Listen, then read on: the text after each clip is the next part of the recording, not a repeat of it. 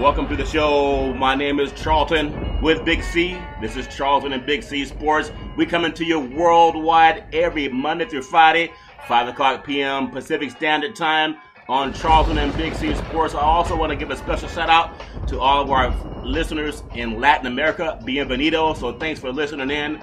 Also want to give a special thanks to Cynthia Evans of CYNN Entertainment in Northern California. She can do a lot of great things for your company. And also Big C. You know, today is April the 18th, 2016. I know you good old boys had to pay your taxes down south, Big C, for the first time.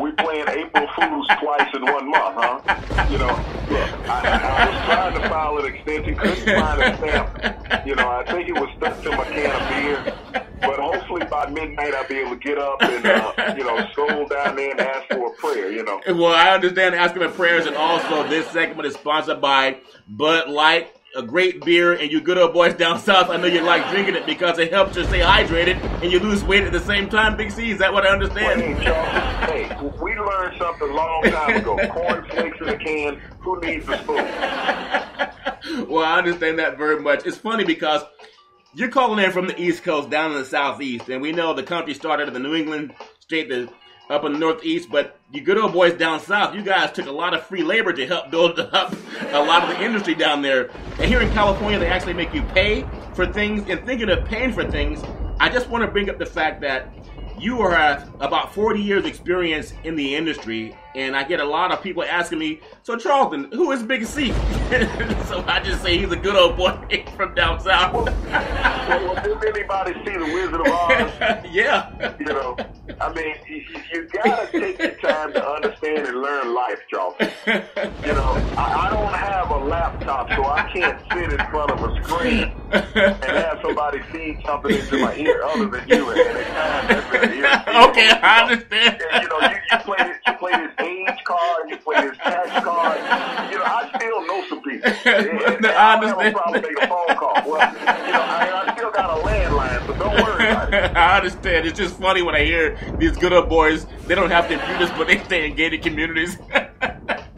So anyway, Big C, I know that you love Hollywood, and we do a great job of blending Hollywood with the entertainment industry.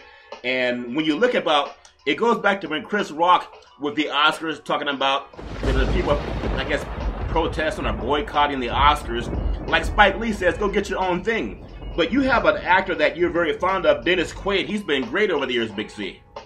Dennis Quaid, Charlton, has played the gamut when you talk about sports films. Yeah. He has done some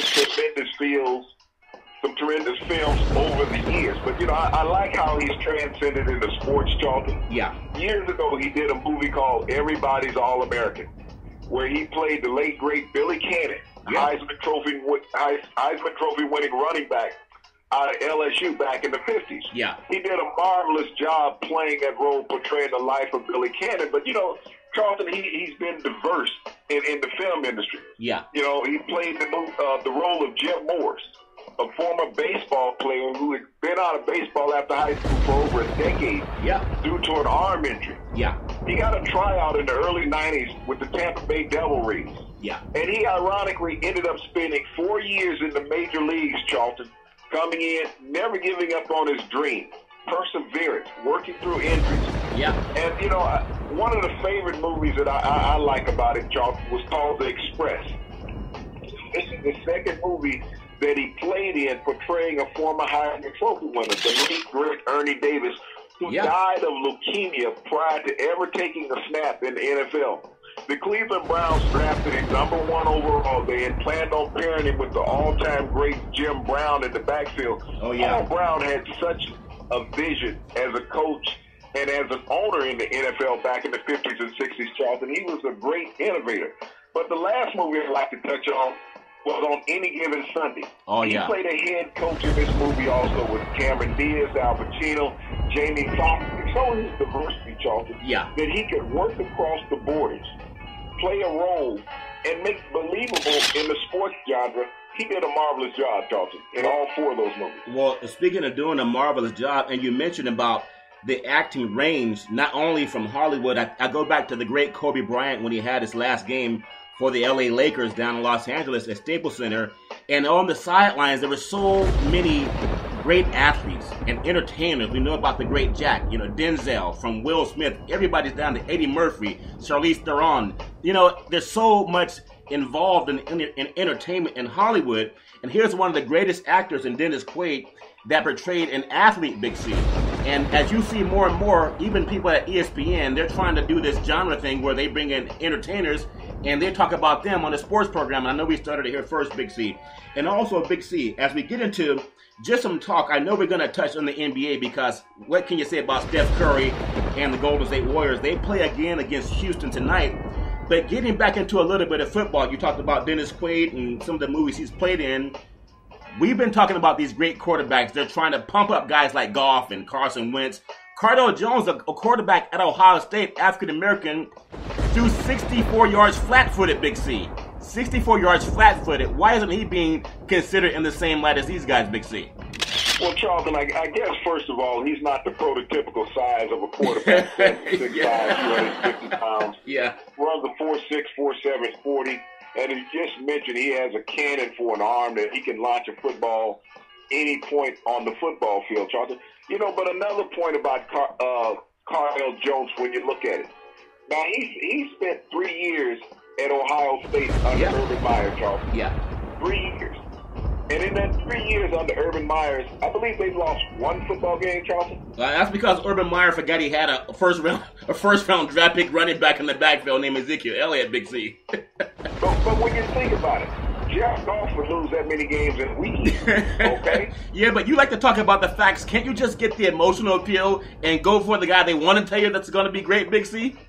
Well, you have to give a guy a chance. Now whoever takes Goff and whoever takes Wentz, Charlton, is making a bad $20 million investment because both of those quarterbacks, realistically, Charlton, are no better than a second, third, maybe even a fourth-round draft pick when you look at Wentz. This guy got hurt playing Division III football, Charlton, against 5'10", 5'11", 6-foot defensive linemen, okay? They probably weighed 260, 270. Yeah. Now, what are you going to do against an NFL defensive lineman who weighs 330 pounds and can run a 4.8 40 and really don't care about you because you're this overpaid, high-priced rookie? Well, I know. And if you're on a bad team, that means you don't have an offensive line. Yeah. And that's what I don't understand, Charlton. You got the Rams with the best young running back in the NFL. Yeah. Why are you going to waste your time trying to develop a young quarterback who can't help out this great rookie all-pro running back? Yeah. Get another offensive tackle. Develop the team around him. Now, if you go back to Houston when Fisher was coaching in Houston, he drafted the great Eddie George, running back out of Ohio State, where Cordell Jones has gone to school, okay? Yeah, that's great true. Athletes come from great institutions. Ezekiel Elliott also. Now, you look at Eddie George's career. He built an offensive line to block for Eddie George. Eventually, he drafted Steve McNair. Yeah. Steve McNair was an athletic quarterback. But in his senior year in college, Charlton, people don't really realize Steve McNair threw for over 5,000 yards. Wow. 5,000. Now, that's an accumulative number if you combine Wentz and Goff's number together. Steve McNair equaled their numbers as well as threw 50 touchdowns, Charlton. I understand. 50 touchdowns.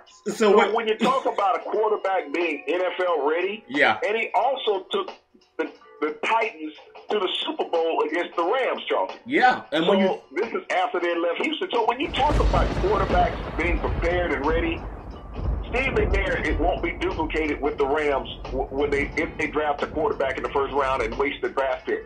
Because it's just a wishing game, hoping that Carson Wentz can play in the NFL, and Jeff Goff is the second coming of Jimmy Clausen out of Notre Dame. Same type of quarterback, same body style, same throwing motion, and same winning percentage in college, Charles. Well, when you think about that, there's a gentleman by the name of Tim Wise, and he wrote a book called $40 Million Black Athlete, how a lot of these athletes, when they're African-American, you know the history of the NFL, which means they never wanted to put a black man in charge of their organizations. And a lot of people think, oh, that's in the past. Why we got to bring that up again? Because history always teaches us a lesson. you just brought up to my mind, because I'm naive too. I'm a little bit younger than you, and I know sometimes you do a lot more reading than I do, Big C. But well, some of us can't always have a cable television, so, you know, a candle, a lantern, and a newspaper helps sometimes. Hey, when I grew up, my babysitter was actually cable TV. You guys actually had nannies when you grew up in the South, okay? But I wanted to say this. The only cables we had, Charles, was when we went up to the back and pick up the pull stuff down the street, okay? Are getting your neighbor's electricity. I understand that, Big C. But he brought up something that's very powerful. Jesse Owens, when he ran in the Olympics, went in Berlin, and Adolf Hitler was trying to talk about the Aryan race and how they always brought race into everything. And no one wants to talk about race. Even JFK didn't want to talk about race. It took Lyndon Baines Johnson to pass the black vote for people of color to have the chance to vote. But it goes back into everything, because you brought up something that I really kind of slipped my mind, because nowadays ESPN tells you everything that happened since 1983, I think is when they began. Yeah, they came on the air in 83, Charlton, and most of the guys on ESPN now weren't born until 83, so it's not sitting on a teleprompter in front of them or that laptop or some notes that was passed to them or their producers screaming in their ear. Yeah. These guys are lost. A talking head is just what it is, a talking head. It's not knowledgeable. It's a fan, Charlton. Yeah. They are fans. They're not journalists. We don't have the journalists anymore. It's like Walter Cronkite used to say, tell it like it is.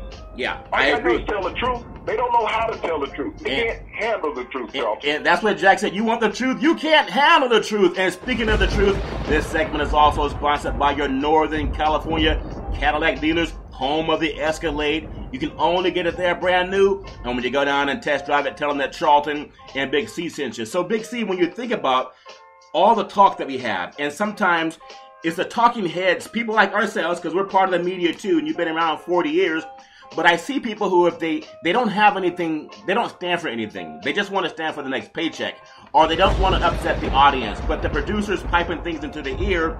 If the producer fails to speak or the microphone goes out, some of these broadcasters, and I know many of them, they don't know what to say because they don't have anything other than what someone's telling them. And with that said, Big C, when we go into this talk about what happened at the Berlin Games, Jesse Owens broke records, we heard about Tommy Smith, it's always been about race. And when it comes to getting people to lead your corporation or your company, sometimes black men are afraid to say anything. They're like, oh, I don't want to say anything. I don't want to lose my job. And sometimes the white guys, because they're so comfortable, they don't want to say anything either. That's why we have the Charlton and Big C show. But do you see any of that happening right now with quarterbacks? If you look up, and a lot of us is running to this scenario with a Caucasian man. It's like, hey, I got a black friend. Yeah. But he never says he has a white friend. Yeah. He always say, I got a black friend or two. So that's what he knows. He knows one or two. They're not normal associates. Yeah. And that's how the business world, that's how the sports world is, Charlton. When you talk about professional football. Yeah. And they passed this Rooney Rule years ago. Yeah. To say, okay, you had to give African American coaches an opportunity to interview. Yeah. It never says you have to hire, okay? Right. So as long as you interview them, you pacify the process. Right. That's almost like saying, hey, good job and patting somebody on the back, okay? Yeah. Yeah. We gave you an interview. We're not going to give you a job. And when you look at it, Lovie Smith, this past season, won as many games in 1 year as Greg Schiano won his last 2 years in Tampa Bay. Yeah. Got fired, African-American coach.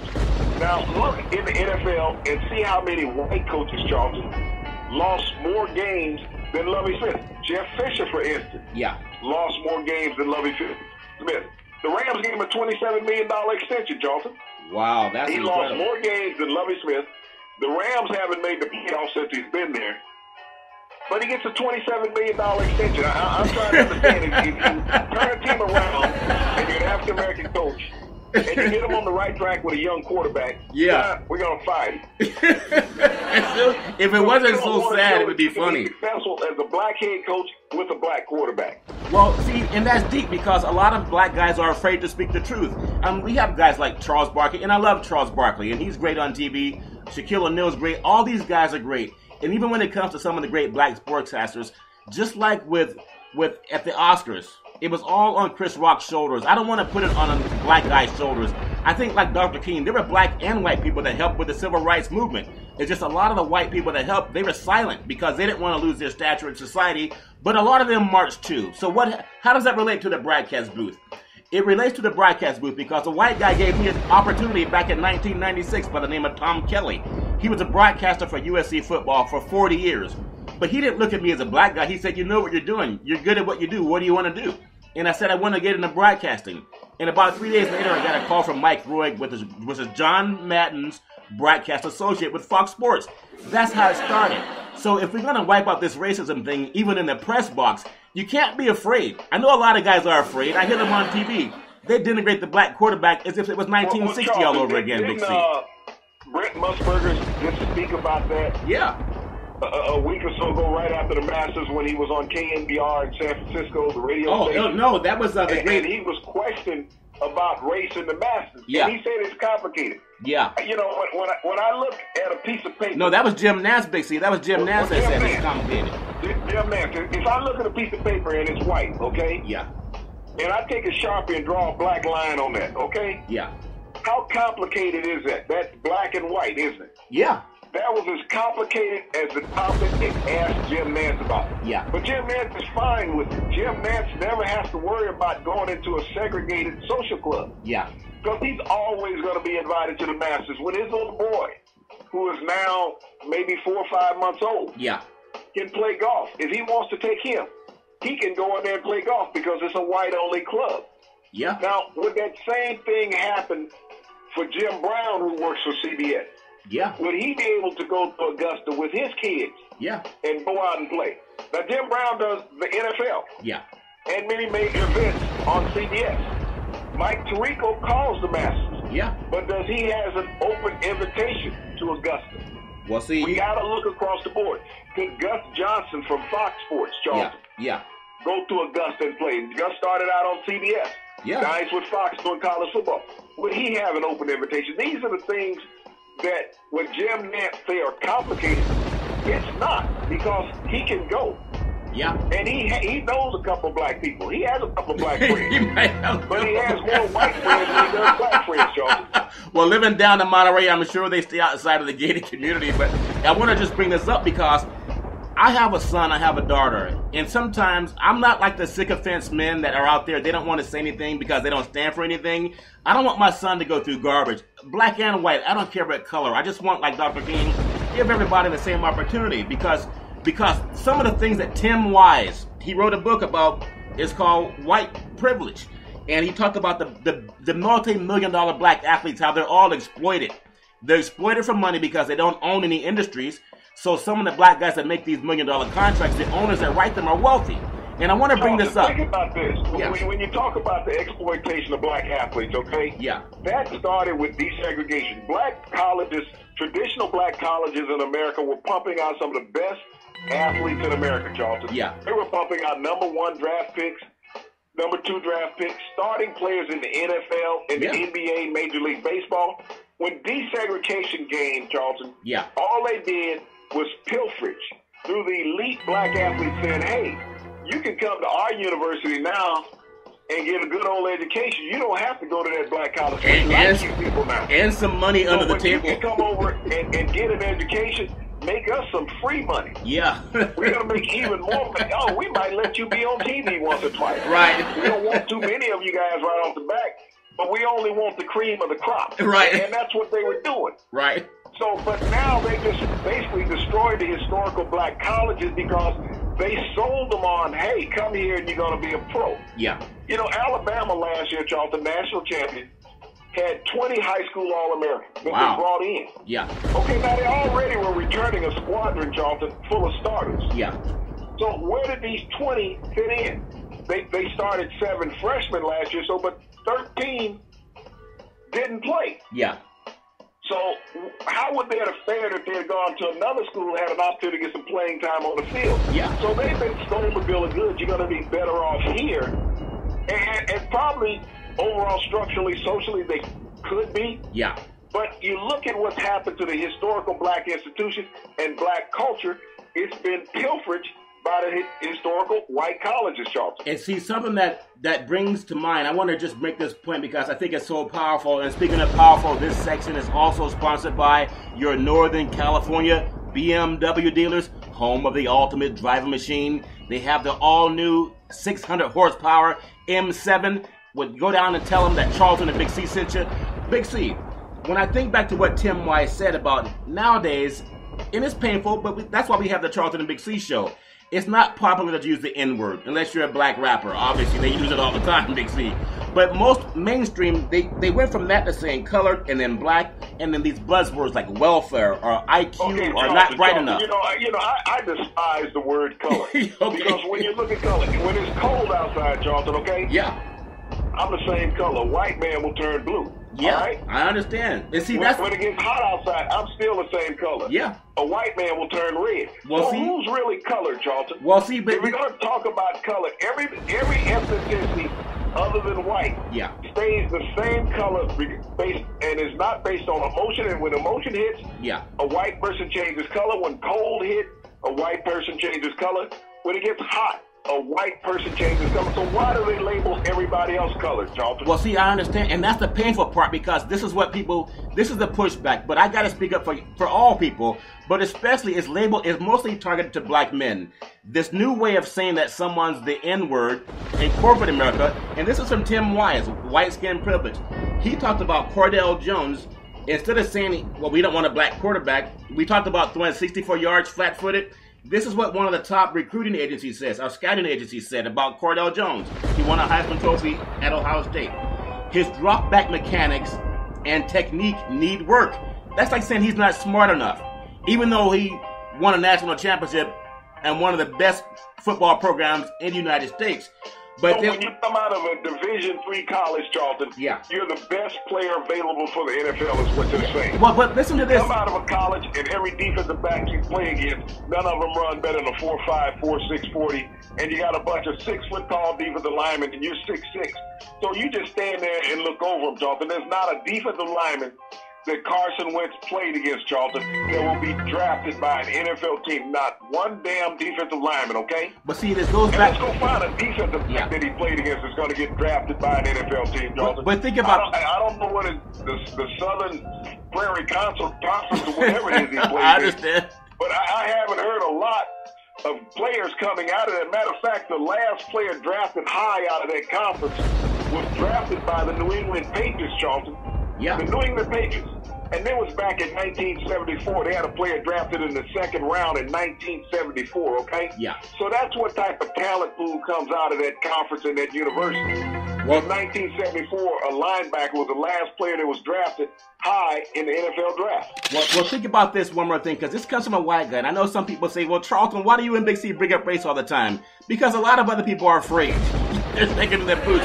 But listen to this, because bring up race. But it reminds me when you say that, and I know everybody's politically correct. Yeah. When they talk about the great Muhammad Ali, when they were trying to draft him, and he was giving an interview, the press conference. Yeah. And he made this statement: "Don't be a Kong ever call me nigger." Yeah. And I get called that all the time here at home. Yeah. So why do I want to go kill somebody that has never bothered me, and yet I deal with racism and injustice every day here at home? Well, see, this is something that I want to bring up, because when you look at it, and I love sports, I've been around it about 30 years, you about 40 years, but they said this about the quarterback that won the Heisman Trophy, actually won the national championship.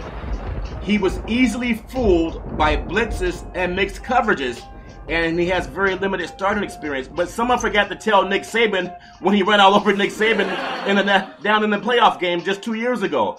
But Charlton, I'm trying to figure out. Okay, Jeff Goff lost 5 games in the Pac-12. That's what the conference called. Yeah, but that doesn't count. That's not his fault, Big C. That's somebody else's fault. He lost 5 games in that. This was just last year. Yeah. Okay, last year he lost 5 in his conference. Yeah. So at what point was he not fooled? Yeah. And he couldn't recognize coverages when he was throwing his 20 interceptions on the season, Charlton. Right. That's what I'm trying to understand. When he was putting his team in bad situations on the field, throwing pick sixes, Charlton. I guess he didn't get fooled. I guess the receiver ran the wrong route. Yeah, it's always somebody else's fault. He was too intelligent of a quarterback to make a mistake. And thinking about... And Carson Wentz. Yeah. He never got fooled. He only threw for 1,600 yards. Yeah. Okay? 1,600 yards. Now, you got half the quarterbacks in the country threw that by halftime.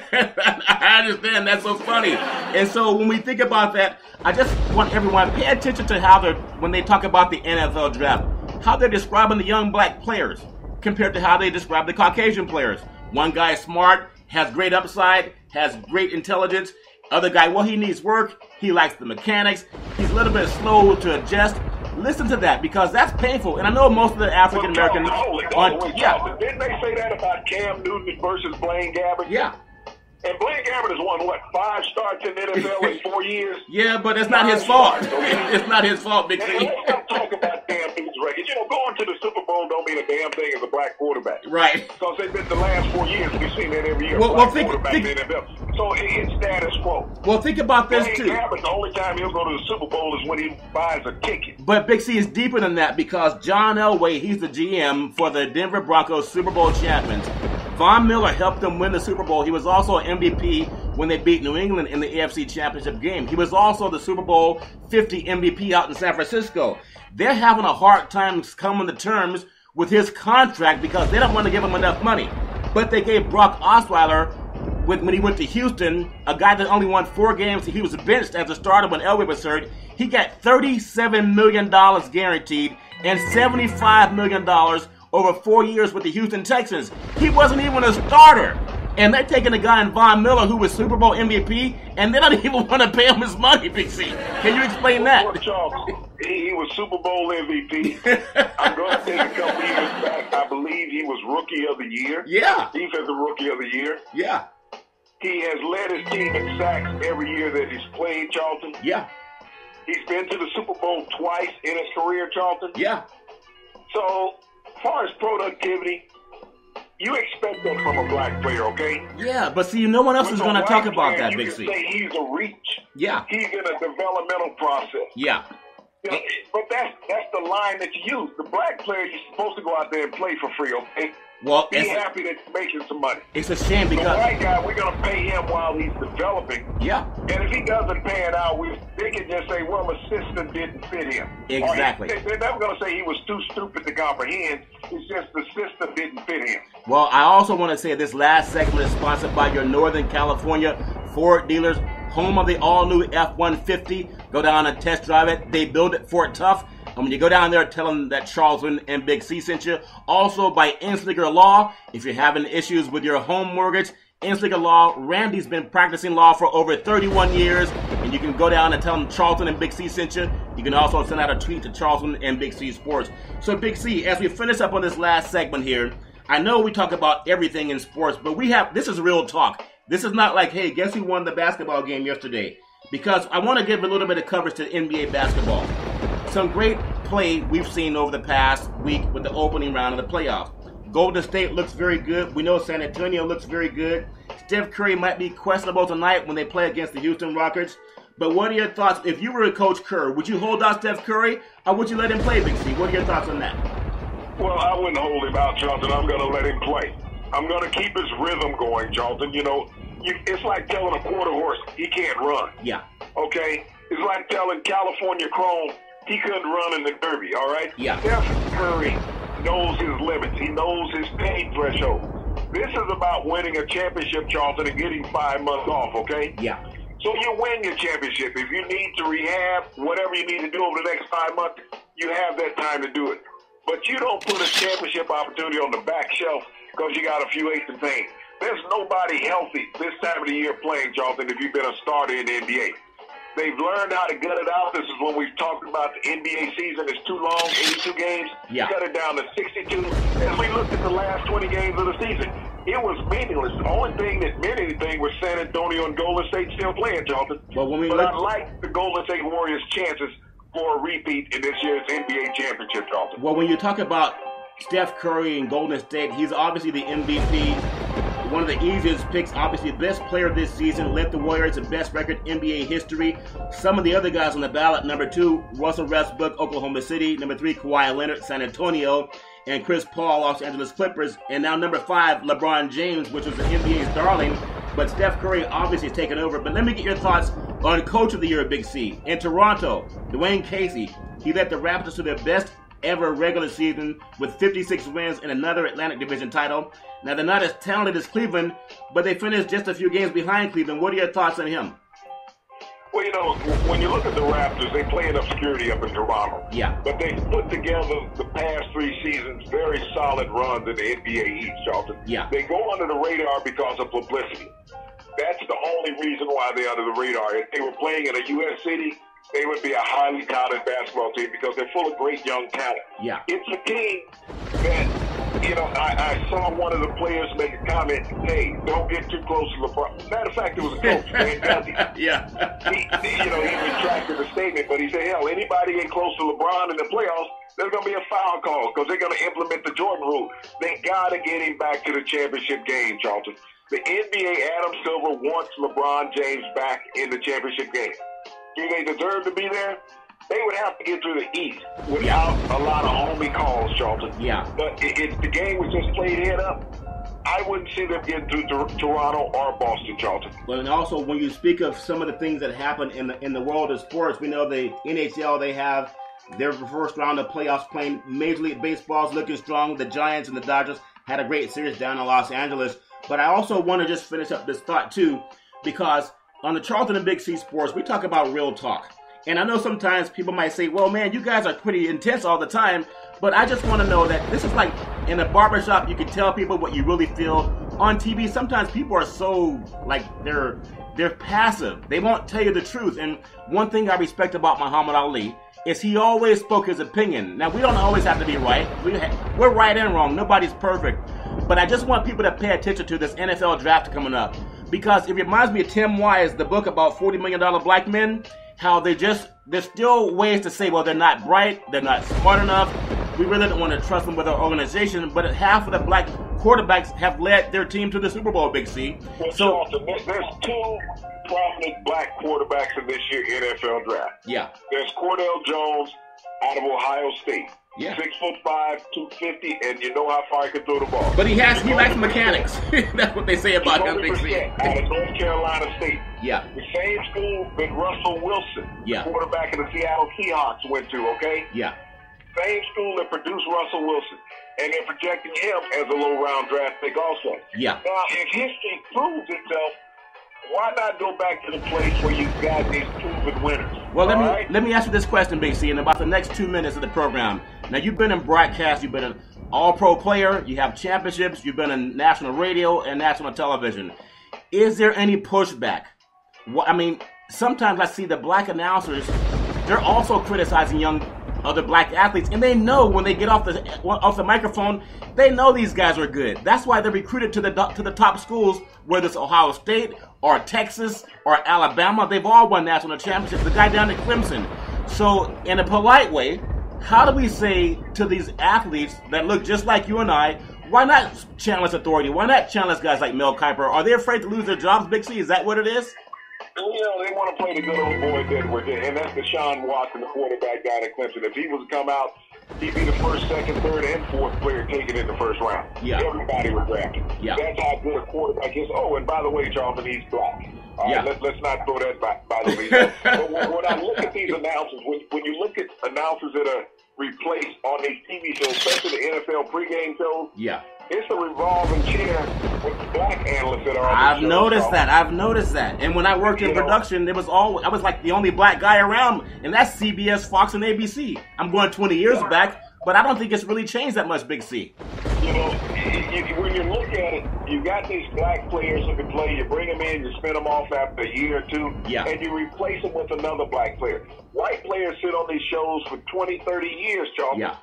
And they go through it. They got confidence level. Yeah. So who's the producer? Who's the director? Who's the president of the sports? Yeah. He's a white guy also. So let's keep him in here. It's like what I talked about in baseball. When you look down the bench on a Major League Baseball roster, yeah, you will not see 5 or 6 black guys sitting on the bench. The black guys on the roster out there playing, are they in the bullpen, okay? Yeah. They're not utility players collecting $2.5 million, sitting down there playing only 42 games a year. You're not going to play a black player that. You'll send him down to the minors.